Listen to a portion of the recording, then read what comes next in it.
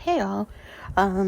So I'm going to do a quick recap of January. I didn't read nearly as much as I usually do. Only read a few books, I feel like, this month.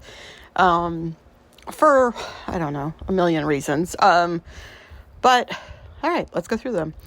So the first thing I read was The Death of Mrs. Westaway by Ruth Ware. I love Ruth Ware. This is one of her older ones that I hadn't read, and it's pretty much kind of typical gothic thriller sort of mystery.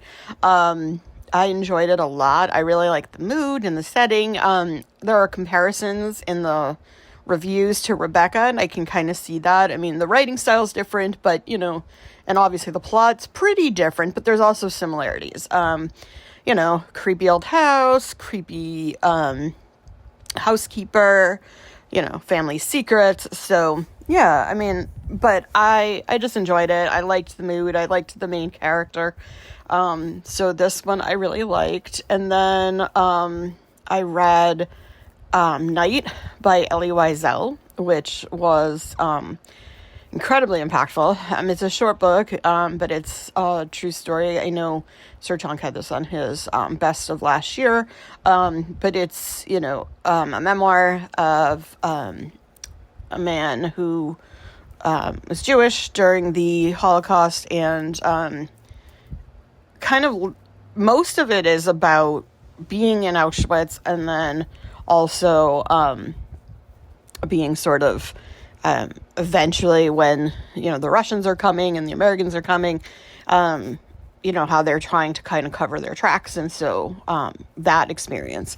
But it was really, really, what's weird about this is, I know going in, obviously it was going to be impactful. But I feel like I've read and seen pretty much like a million things about the Holocaust, so I was kind of like, I think it was impactful, but I didn't anticipate it having as much of an impact as it did.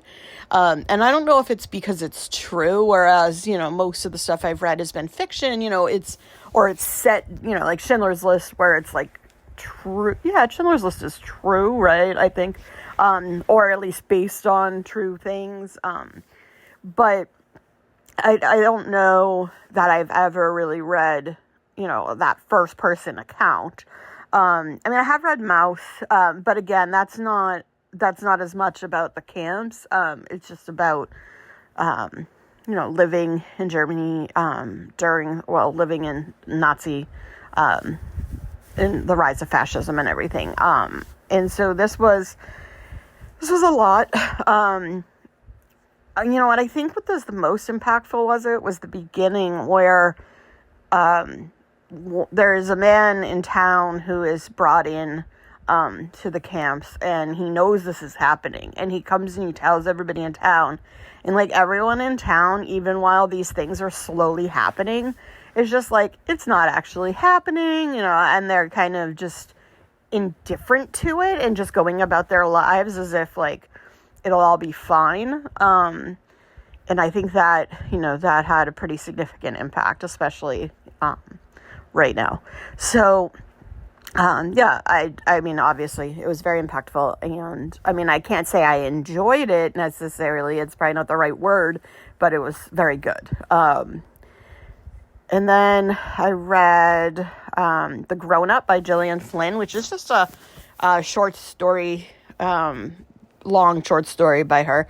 And I thought I had read this already, and I was like, oh, I really like Gillian Flynn, and figured I had already read it, and it's been on my Kindle. And then my husband mentioned it and asked if I had read it, and I was like, I think so. And then I went to read it, and I was like, no, I haven't. So it's amazing. I love everything Gillian Flynn does. So if you like Gillian Flynn's stuff, you'll probably like it. It is a short story. It's not as good as obviously her novels, but if you like Gillian Flynn, you'll probably like it. If you don't like Gillian Flynn, I don't know that this is going to change your mind, but if you like her. I finished The Amazing Adventures of Cavalier and Clay, which I know I had mentioned because it was technically in my 2024 swap with Sir Chung. So I kind of talked about this a lot. And the thing is, I wish I had liked it more. I thought I would, because I really like comic books, and, I really like the golden age of comic books, so I thought I would enjoy that. But the thing is, there was less comic book stuff than I was hoping for.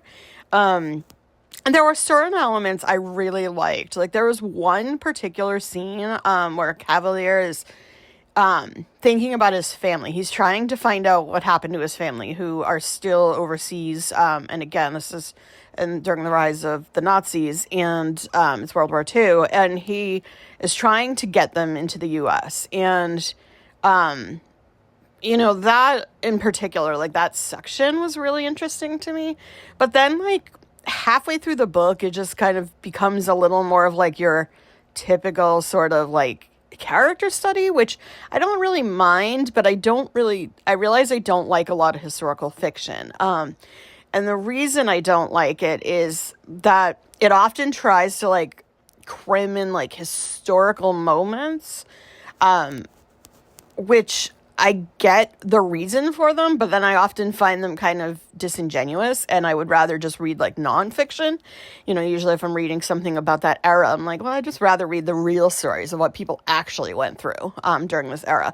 So it's not that I don't like it. It's just it isn't my thing, So I usually need it to do something either interesting, so you kind of be speculative fiction, Strange and Norrell, or alternative history, or whatever you want to call it, or I need it to be what could have happened, oh, this is what it could have been like for a person living in this era, but they're not directly interacting with real events. And I know that's something people like, but it's just not for me. So I mean, I liked it, and I thought it was obviously well written, but I felt it was too long, and there was a lot of stuff I just didn't care about. So I think I gave it a 3, because I was it's right in the middle for me. There are good parts about it, and there are things that I just felt and it is long. So I was just kind of okay, I don't need this to be as long as it is. I also read The Getaway by Lamar Giles, which I've never read any of his books. And I don't even know, this was just sitting on my Kindle, and I had just done at one point I decided I was going to just do a random, a randomizer, and just pick something to read that I had on my Kindle, to start clearing things off that have been sitting there forever. And so this was what I pulled up. And it was really good. It was kind of elements of Handmaid's Tale and aspects of Get Out and Unwind. But it's basically about this group of kids who work and it's not Disney, but it's basically a Disney World kind of resort, or Disneyland resort.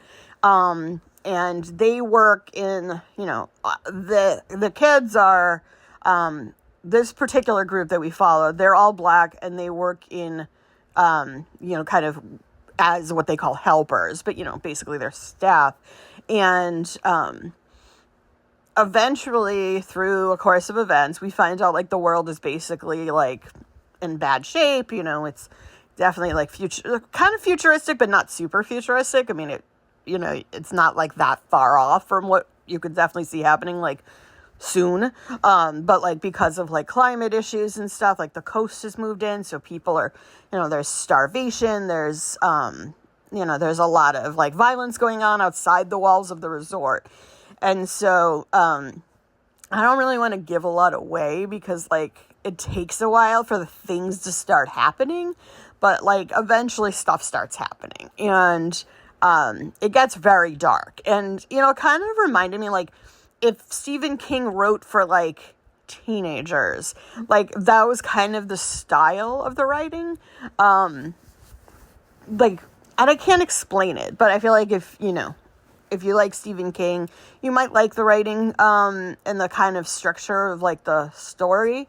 Very character driven. The only complaint I really had about it, and this is because it's, obviously YA, so my only complaint is that the main character, spends a lot of time, he likes this girl, and he spends a lot of time, like focused on her, and like all these horrible things are happening, like really horrible things, like Handmaid's Tales type of stuff, and although it's not about gender, it's about class in this case, and race a little bit, but mostly social class. It just happens, generally when there's a class issue, obviously race plays a part in that.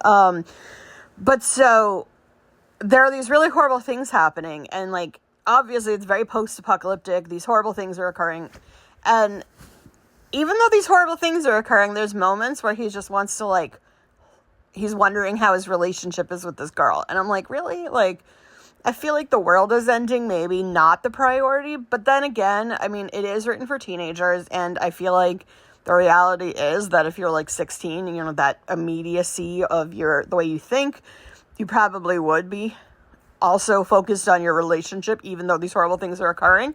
And the reality is that, like, I know adults like that, that are basically more interested in like their social lives than what's going on in the world around them. And so, I mean, I feel like it's realistic, but it was just kind of irritating to me because, like, I'm just like, do you see what's going on around you? Like, this is not the priority right now.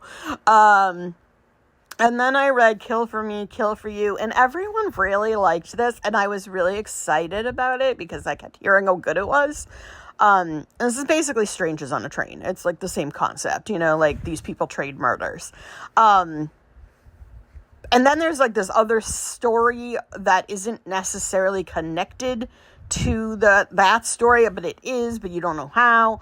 And like, the thing is, this went off the rails so badly, like towards the end. And not only did it just go off the rails, it also got like really obnoxiously offensive. Like, it basically turned somebody with like trauma through like abuse and sexual violence and, well, just essentially like violence. It made this woman who had experienced violence and had PTSD like turn into, well, I don't want to go into too much, but basically it made somebody with trauma a villain. And I just found that very obnoxious because I was like, do you know anything about trauma? And like, it was just like that kind of old-fashioned approach of like, people with mental illness are obviously sociopaths and they're evil. And I was like, really? Like, I mean, I feel like it's 2025. What are we doing? I know it came out last year, but still, I mean, at this point, I feel like, look, I mean, people with mental illness are not going around like, they shouldn't be this like trope, of like this villain. I just think it's cheap, it's lazy, and it's ridiculous and inaccurate. So I just found that kind of obnoxious, and I really didn't like it. Then I read The Inheritance, which was also an arc that just came out. This was really disappointing. So it was about like a group of people who, it's like this really rich family. They said it was like Succession, and I was like, ooh, I love Succession.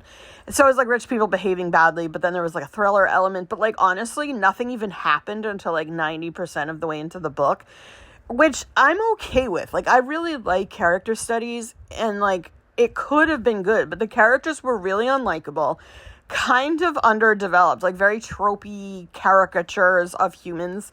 And like, their behavior was not, it didn't really make sense to me. I mean, it doesn't have to be necessarily super realistic because, I mean, obviously everybody acts different in different scenarios. But I didn't really understand their motivations in a lot of the scenes. And then there's like I feel like what basically happened was this person wanted to write a book about social class and about just this like awful rich family. And somebody basically, like their agent or their editor, was like, well, that's interesting, but we can't sell that. And so can you throw a murder in? And so I feel like this like thriller twist was just sort of tossed in to make the book like sellable or marketable, and it didn't really work. It came out of nowhere.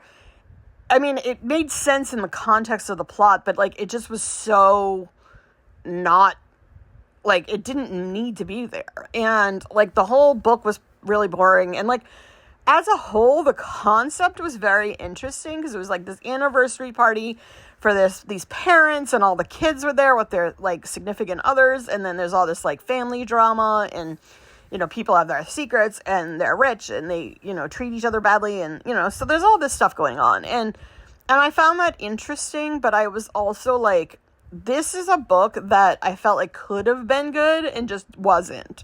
Like, the concept was there and the idea was there, and I want to read the book that I thought it would be, and I just didn't like this one. So, I mean, I don't know. Other people seem to like it, so, my opinion is my opinion, but maybe you'll like it. And then the last thing I read was The Secret History of the Rape Kit, which is just literally a nonfiction about, like, the creation of rape kits and how they're used, and, like the history of using rape kits and the current situation. And this was just like, unfortunately for me, like, the concept was interesting. Again, I'm interested in the topic, but it was very messy. Like, it would be like, oh, we're talking about the rape kits, and then also we're talking about this random thing.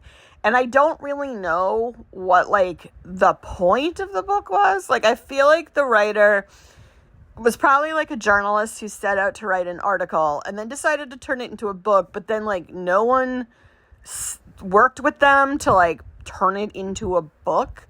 So it didn't really like read in a way that, like, the structure just didn't make sense for me.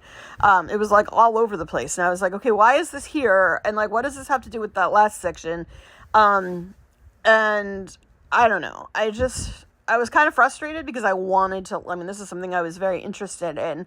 But I just didn't feel like I learned anything, or that like it was structured in a way that had a point, that I really figured out why the book was even there, so, and again, I don't read a ton of nonfiction, and when I do, I just feel like I have like, I mean, part of the problem is I probably have like very high standards for my nonfiction because I don't read much except like the biggest nonfiction usually.